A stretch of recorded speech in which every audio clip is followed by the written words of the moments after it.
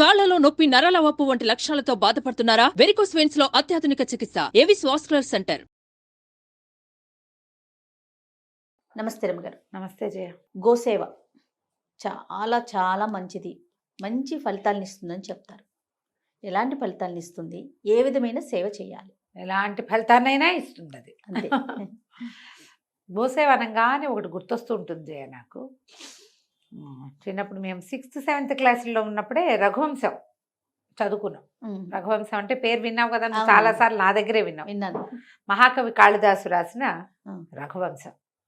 ఈ రఘువంశం పంచమహాకావ్యాల్లో ఒకటి.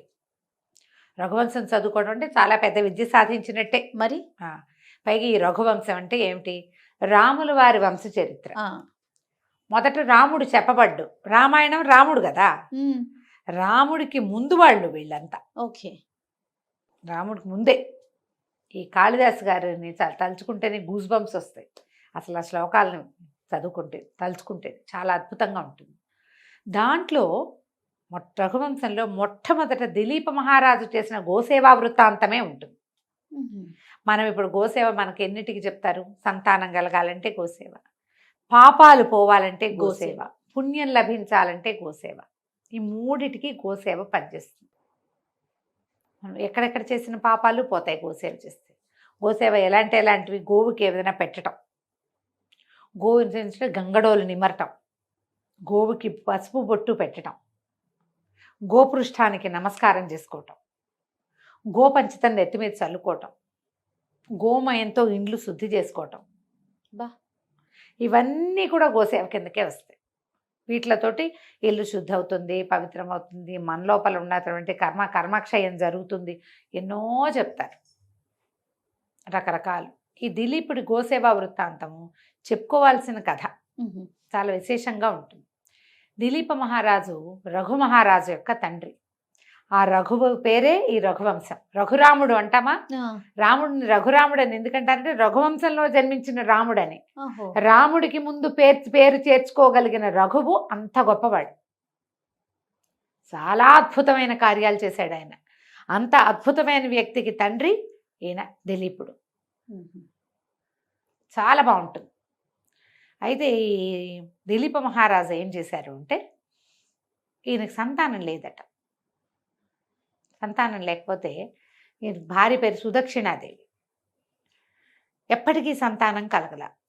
ఈ రఘువంశాన్ని రాజుల గురించి గొప్పగా విషయాలు చెప్పడంలో ఆయన ఎలా చెప్తారంటే, తప్పకుండా వాళ్ళు సంతానాన్ని పొందాలి, వాళ్ళ కుమారులు రాజ్యానికి రావాలి. ఇది నియమం, ఆ కాలపు నియమం అది. సంతానం కలగకపోతే ఈ రాజ్యాన్ని ఎవరికి ఇస్తారు? ఈయన ఎందుకో తనకు సంతానం కలగట్లేదు కాబట్టి మన కులగురువు అయినటువంటి వశిష్ఠ మహర్షిని అడిగి తెలుసుకుందాం అనుకున్నాడు. భార్యాద్వితీయుడై ఆమెతో కలిసి వశిష్ఠాశ్రమానికి బయలుదేరాడు. కథ మొదలవటమే ఇట్లా మొదలవుతుంది. ఈ రఘువంశరాజుల గొప్పతనాన్ని ముందేమో కాళిదాస్ గారు, నేను ఇంత పెద్ద విషయాన్ని చెప్పబోతున్నాను, ఇది చాలా పెద్దది, నేను పొడుగాటివాడు మామిడి పండు కోసుకోవడానికి చెయ్యెత్తినట్టు మరుగుజ్జుమండి ఆయన, నేను కూడా ఆ పండు కోసం ఎగురుతున్నాను. అంటే పొడుగ్గా ఉన్నవాడు ఈజీగా పండు కోసుకుంటాడు. అవును. పొట్టివాడు ఎంత శ్రమ పడాలి, కష్టపడాలి కదా. ఆ పని నేను చేస్తున్నా అని చెప్తాడు. ఎందుకంటే ఈ రఘునామ అన్వయం వక్షే అని చెప్తాడు. వీళ్ళ దీని గురించి చెప్పడం అంటే ఏంటంటే, పెద్ద సముద్రాన్ని చిన్న పడవతో దాటినట్టు ఈ ప్రయత్నం నేను చేస్తున్నానని మహావినయంతో చెప్పుకుంటారు కాళిదాసు. ఇది చెప్పి అప్పుడు వీళ్ళు రఘువంశరాజుల గొప్పతనాల గురించి చెప్తాడు. ఏదో చెప్తాడు, సోహం ఆజన్మ శుద్ధానాం ఆఫలోదయ కర్మణాం ఆసముద్ర క్షితీశానాం ఆనాక రథవర్త్మనాం. ఈ శ్లోకం అంటే మహా ఇష్టం నాకు. ఆజన్మ శుద్ధులు, వాడు జన్మతోటే పుటకతోటే పరిశుద్ధమైన పద్ధతి కలిగిన వాళ్ళు. ఆ తర్వాత ఎంత సముద్రమే ఎల్లలుగా కలిగిన భూమి మొత్తానికి రాజులు వాళ్ళు. తర్వాత జన్మశుద్ధనం ఆఫలోదయ కర్మణం, ఏదైనా పని మొదలు పెట్టారంటే చివరి వరకు చేస్తారు వాళ్ళు. ఫలితం కనపడే వరకు పని చేసే లక్షణం ఉన్నవాళ్ళు. ఏదో మొదలు పెట్టడము, అది అవ్వలేదు అనుకో, ఆ పోనీ లేదు ఇంకోటి మొదలు పెట్టరు వాళ్ళు. మొదలుపెట్టిన పని టిల్ ద ఎండ్ చేసేవాళ్ళు. ఎంత అద్భుతమైన క్యారెక్టర్ కదా అది. మరి తర్వాత ఆనాక రథవర్త్మనం, ఆకాశం ఈ స్వర్గం వరకు రథం మీద వెళ్ళగలిగిన వాళ్ళు.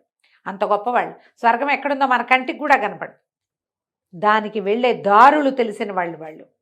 అలాంటి వాళ్ళ గురించి చెప్తానంటాడు. ఎంత బాగుంటాయో శ్లోకాలు, భలే ఇంట్రెస్టింగ్గా ఉంటాయి. 6th 7th క్లాసులో చదువుకున్నవి అవి మర్చిపోలేదు. అదే అంత చిన్నప్పుడే ఇంప్రెస్ చేసిన శ్లోకాలు అనమాట. ఆయన బాగా రాస్తారు. కాళిదాసు అంటే అద్భుతం, మహాద్భుతం అంతే.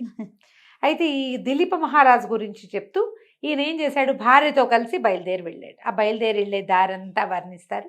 అక్కడికి వెళ్ళిన తర్వాత వశిష్ఠ మహర్షిని కలుస్తారు. వశిష్ఠ మహర్షి ఏం చెప్తారంటే, ఈయన అడుగుతాడు, నేను సంతానం లేదు, నా పితరులు నేను ఇచ్చేటప్పుడు నేను ఇస్తుంటే నేను ఇది వదులుతాను కదా, తర్పణాలు విడిచేటప్పుడు వాళ్ళు చాలా కష్టపడుతున్నారు అనిపిస్తుంది, ఏంటి వీడిస్తున్నాడు, వీడి తర్వాత మాకెవరిస్తారు నీళ్లు అని నా పితృదేవతలు బాధపడుతున్నారు, నాకు అట్లా అనిపిస్తోంది, నా కోసం సహాయం చేయి, నాకు నువ్వే మాకు గురువి, నా సంతానాన్ని పొందే మార్గం, నాకెందుకు సంతానం కలగట్లేదో తెలియజేయి, సంతానం పొందే మార్గాన్ని తెలియజేయమంటారు. అప్పుడు వశిష్ఠ మహర్షి బాగా ఆలోచించి ఆయన తపశక్తితోటి ముందు తెలుసుకుని ఏం జరిగిందో, నాయన ఒకనాడు నువ్వు ఇంద్రుణ్ణి చూడ్డానికి వెళ్ళావు స్వర్గానికి, వెళ్ళి తిరిగి వస్తూ ఉంటే కామధేనువు కల్పవృక్షపు నీడలో తన సంతానంతో వేంచేసి ఉంది. అక్కడ ఆమెకి నమస్కారం చేయాలి. కామధేను అంటే మొట్టమొదటి ఆవు, సురలోక గోవు, కోరిన కోరికలు ఈడేర్చేది. ఆమె తన పుత్రికతోటి అక్కడ ఉంది, సంతానం ఉంది కామధేనువుకి. ఆమె అక్కడ కూర్చుని ఉండగా నువ్వు నమస్కరించకుండా వెళ్ళిపోయావు. నువ్వు ఎందుకు వెళ్ళిపోయావు, భార్య ఋతుస్నాత అయి ఉంది అంటే అప్పుడు మనం ఇదేమని చెప్తాము, మనం సేఫ్ పీరియడ్ అని చెప్తాం కదా. పూర్వకాలపు పద్ధతి ఎట్లా ఉండేదంటే, కరెక్ట్గా పీరియడ్స్ అయ్యి ఆవిడ స్నానం చేసి ఉన్నప్పుడు అప్పుడు గర్భధారణ అవకాశాలు లభిస్తాయి కాబట్టి ఆ సమయంలో తప్పకుండా భార్యా సంగమం చేయాలి, అది నియమం. ఆమె తన కోసం వేచి ఉంటుందని ఈయన వచ్చేసాడు. నువ్వు వచ్చేసావు,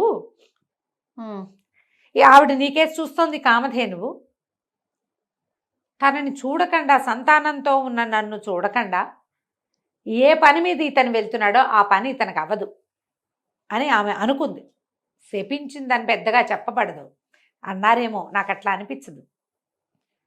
నన్ను చూడకుండా ఏ పని మీద వెళ్తున్నాడో ఆ పని అవ్వదు, అంతే చాలు, నీకు సంతానం కలగలేదు నాయన అంటే అని నువ్వు ఆమెను సేవించాలి. భగవంతుడు నీకు ఇచ్చిన అవకాశం ఏంటంటే, కామధేనువు యొక్క పుత్రిక అయిన నందిని మనకి ఇక్కడ హోమధేనువుగా ఉంది. హోమధేను అంటే హోమానికి కావలసిన పాలు, పెరుగు, వెన్న, నెయ్యి అన్నీ ఆమె నుంచే వస్తాయి. మన ఆశ్రమంలోనే ఉంది. ఈమెని సేవించు, ఈ ఆవుని సేవించమన్నాడు. నందినికి ఒక దూడ కూడా ఉంది, చిన్న శిశువు ఉంది. నువ్వు ఇక్కడ ఉండి ఆశ్రమంలో ఉండిపోంటే తనతో వచ్చిన వాళ్ళని పంపించేసి భార్యతో సహా ఆ పర్ణశాలలోని ఈ ఋష్యాశ్రమంలోనే ఉండిపోయాడు దిలీప్ మహారాజు. వెళ్ళిపోయి ఉండి ఇక్కడ పొద్దున్నే రోజు ఏం చేసేవాళ్ళు, భార్యాభర్త ఈ ఆవుని చక్కగా ఆశ్రమం అంతా బాగు చేసి, ఆవు ఉన్న శాలంతా బాగు చేసి, తర్వాత దూడకి పాలిచ్చి, దూడ పాలిచ్చిన తర్వాత ఆవును తోలుకుని, ఆవు బాగా నడవాలి, గడ్డిగా మేయడానికి తీసుకుపోయేవాడు. అడవంతా తిప్పి సాయంకాలం తిరిగి వచ్చేవాళ్ళు. సాయంకాలం రాగానే ఈవిడ ఏం చేసేది, గబగబా ఆవిడకి హారతి ఇచ్చి బొట్టు పెట్టి పువ్వులు వజ్జల్లి ఆయనకి ఆవిడకి నమస్కారం చేసుకున్నాక ఆవు తన దూడకు పాలు ఇవ్వడానికి వెళ్ళిపోయింది. ఉదయకాలంలో తీసిన పాలు హోమంలో వాడుకునేవాళ్ళు, సాయంకాలం ఆ దూడకి పాలు ఇచ్చేసేది, అంతే. కొన్ని రోజులు ఇక్కడ ఉన్నారు, 3 వారాలు ఉన్నారట, 21 days అని చెప్తారు. అయితే ఏం చేసేవాడు, ఆవుని తోలటం కాదు, తీసుకెళ్ళటమే. కూర్చుంటే కూర్చున్నాడు, నుంచుంటే నుంచున్నాడు, నడిస్తే నడిచాడు. ఆవు ఎటు వెళ్తే అటు వెళ్ళాడు. ఆవుని రక్షించాలి, అడవి కదా, అక్కడి నుంచి దాని మీద ఏమైనా ఆవు మీద ఈగలు అవి వాళ్తుంటే ఆ తోకతో ఈయన కూడా దులిచేవాడు. తర్వాత దానికి మెడ కొంచెం దురద పుడుతుంది. ఆవులకి గంగడోలు నిమరటం ఒక సేవ. మీరు ఆవుని మొహం మీద నిమర్రు, మెడ కింద ఇట్లా వదులుగా ఉంటుంది చర్మం, గమనించండి.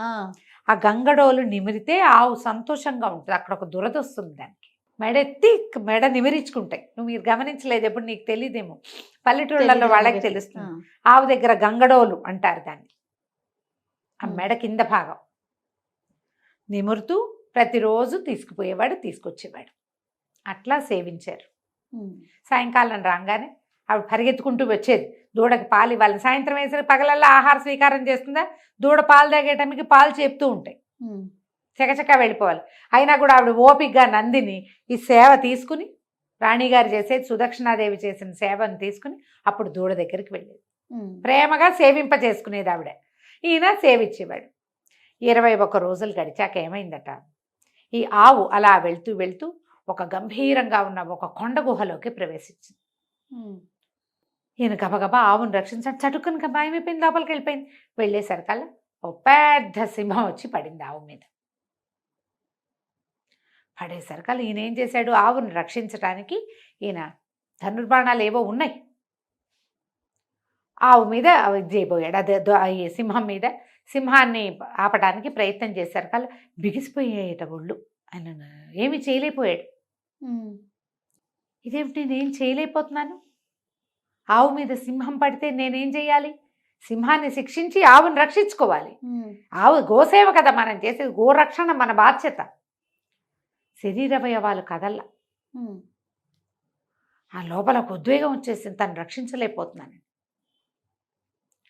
ఈయన కరచరణాలు కదలకపోయేసరికల్లా గట్టి ప్రయత్నం చేస్తుంటే ఆ సింహం వికవిక శబ్దం చేస్తూ చెప్పిందట, నేను పరమేశ్వరుడి బంటుని, కుంభుడు అనేటువంటి ఒక కుంభుడు నికుంభుడు అనేటువంటి ఒక శివసేవకుడి, శివగాణాల్లో ఉన్న వాడి స్నేహితుడు నికుంభుడు అనే సింహాన్ని నేను. ఒక చెండ సింహం అంట, మహా పెద్ద సింహం. ఇక్కడ ఒక దేవదారు చెట్టు ఉంది, పార్వతీదేవి స్వయంగా నీరు పోసి పెంచుకుంది. ఆ చెట్టుని రక్షించటానికి నేను ఇక్కడ ఉన్నాను. ఆ చెట్టుని ఏ జంతువులు, ఏ ఏనుగులు ఏవి వచ్చి దాని మీద తమ మొహాలు ఆనించకుండా, ఆ దేవదారు వృక్షం అంటే మహాప్రీతి అమ్మవారికి, దాన్ని రక్షించటానికి నేను ఇక్కడ ఉన్నాను. ఇక్కడికి ఈ ప్రాంతానికి వచ్చిన జంతువులు నాకు ఆహారంగా పరమేశ్వరుడు విధించాడు. వచ్చింది నేను తింటాను. పైగా నేను ఇట్లాంటి వాడిని కాను, నంది మీద ఎక్కటానికి పాదపీఠంగా ఉంటాను నేను. నంది మీద ఎక్కడానికి ఒక స్టూల్ మీద నుంచి కదా నంది మీదకి ఎక్కాలి, ఆ స్టూల్ నేను. అలాంటి వాడిని శివపాద స్పర్శ, గిరిజాపాద స్పర్శ కలిగి ఉంటాను నేను.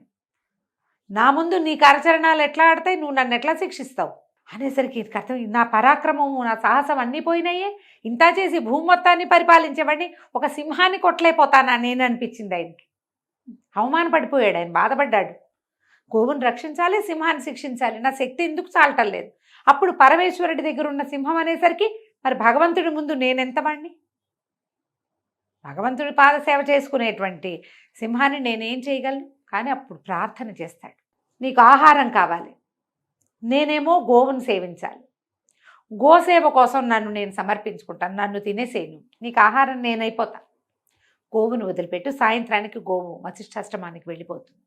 అంటే ఈయన సింహం ఎక్కిరిస్తాడు, ఏమిటి ఒక కేవలమైన గోవు కోసం ప్రాణాలు ఇస్తావా, 1,00,000 గోవులు ఎడం చేత్తో ఇవ్వగలవు నువ్వు. భూమండలానికి రాజంటే భూమి మీద ఉన్న ప్రతి ఆవు నీదే కదా, ఆ గోదానం చేయగలిగిన సమర్థుడివి. ఒక కేవలమైన గోవు కోసము నువ్వు నీ ప్రాణాలు అర్పిస్తావా అంటే కాదన్నాడు. గోవు కేవలమైంది కాదు, భూమితో సమానమైంది. పైగా మా గురువు యొక్క గోవు, హోమధేనుడు.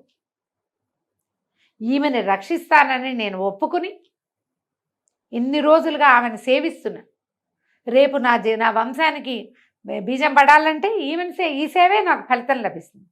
ఇంత అవకాశం ఇచ్చినటువంటి తల్లిని రక్షించలేకపోతే నేను ఎందుకు, నా ప్రాణం పోయినా పర్వాలేదు, గోసేవలో ప్రాణాలైనా వదిలిపెడతానని ఏం చేశాడు ఈయన, ధనుర్బాణాలు అవి పక్క పెట్టుకుని చేతిలో ఉన్న ఆయుధాన్ని పక్కన పెట్టేసి మోకాళ్ళ మీద కూర్చుని నా మీద దూకి నన్ను ఆహారాన్ని స్వీకరించు అని చెప్పి వంగి నమస్కారం చేశాడు. తన మీద ఏమీ పడలేదు. నందిని ధేను మాట్లాడింది, దిలీప నీ సేవకి మెచ్చాను, ఇది నేను కల్పించిన మాయే లే అని చెప్పిందట ఆవు. ఆవిడెవరు, కామధేను యొక్క పుత్రికే కదా ఈ ఆవు. సింహం లేదు అక్కడ, కొండ గుహ కూడా లేదు. లేవతీసి వెనకాల తీసుకెళ్ళిపోయి ఆ తర్వాత ఆయనకి సంతానం కలిగింది. ఈ సేవ చాలు, నేను సంతృప్తురాలను అయ్యాను. మా అమ్మకి కామధేను యొక్క ఆమెకు నమస్కారం చేయకుండా నీకు ఏర్పడిన కర్మం తాలూకు ఫలితం పూర్తిగా పోయింది, నీకు సంతానం కలుగుతుందని ఆశీర్వదించి పంపించేసింది. రాజు రాణి వెనక్కి వచ్చాక ఆ రాణిగారు గర్భవతి అయింది సుదక్షిణాదేవి. తర్వాత వారికి సంతానం లభించింది. ఎంత బాగుంటుందో జయ, అద్భుతంగా ఉందండి. అసలు వినటానికే వీళ్ళు అడవికి వెళ్ళే ప్రయాణంలో ఉండేవి కూడా ఎంత బాగా వర్ణిస్తారో. ఆవిడ ఆవును ఎట్లా సేవించారో, ఈ కుంభోదరుడు ఎట్లా వచ్చాడో, ఆ సింహము, దాని వర్ణన అద్భుతం. అమోఘంగా ఉంటాయి. చాలా బాగుంటుంది. రఘువంశంలోని మొదటి ఘట్టమే గోసేవ వృత్తాంతం. చిన్న వృత్తాంతాలే ఉన్నాయి మాకు, చిన్నవే ఉన్నాయి. తర్వాత ఇంటర్మీడియట్లో కాలేజీలో చెప్పినప్పుడు కూడా నేను ఇది చెప్పాను. గోసేవ చేస్తే మనకి సంతానానికి మంచిది, సౌభాగ్యానికి మంచిది, కర్మక్షయం కలుగుతుంది. తర్వాత ఎక్కడా తీరని సమస్యలు ఉంటాయి కొన్ని జయ. ఆ గుడికి వెళ్తాం, ఈ గుడికి వెళ్తాం, పూజ చేస్తాం, ఎంతో తీరదు. అవి గోసేవతోటి తీరుతాయి. ఏదో ఒక వస్తువు తీసుకెళ్ళి సమర్పించేసామా, ఆహారం పెట్టామా అని కాకుండా స్వయంగా గోవుని ముట్టుకుంటే చాలా రకాల పాపాలు పోతాయి. మనం కొన్నిసార్లు దేనివల్ల ఈ పని అవ్వటం లేదో మనకు అర్థం కాదు. అవును, దేనివల్ల ఇలాంటి సమస్యలు వస్తున్నాయో తెలియదు. అలాంటప్పుడు కనుక గోసేవ చేయడం. అయితే ఈ గోసేవ అంటే నేను ఒక దేవాలయం దగ్గర గోవులకి పెట్టడానికి వెళ్తే ఇంత కట్ట చపాతీలు ఉన్నాయి అక్కడ పక్కన పడేసి. ఏమిటి అంటే జీటీఎస్ కాలనీ టెంపుల్.